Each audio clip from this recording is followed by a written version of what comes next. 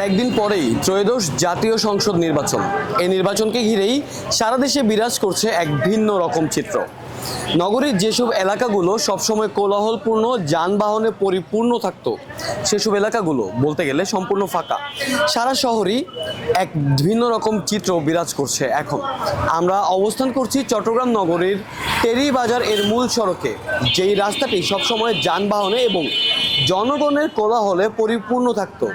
আজ সে রাস্তা একেবারেই ফাঁকা, দোকানপাট সম্পূর্ণ বন্ধ, সীমিত আকারে চলছে গণপরিবহন। আজকে পুরো ঠান্ডা, মানে পুরো শহরে লাগে যে আপনার ঈদ কোরবানও এরকম হয় নাই।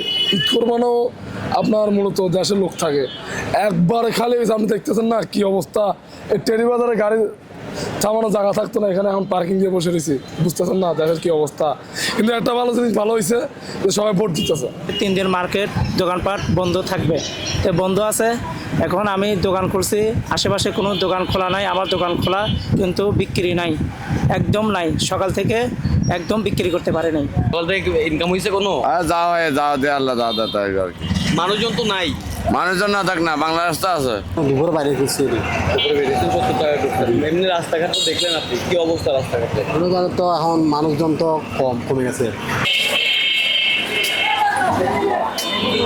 সীমিত পরিসরে যান চলাচল, জনগণের আনাগোনা একেবারে খুবই কম। জনগণ নিজ নিজ এলাকায় চলে গিয়েছে ভোট দানের উদ্দেশ্যে। এই আমেজটি যেন জনগণের মনে একটি নতুন উদ্দীপনা সৃষ্টি করেছে।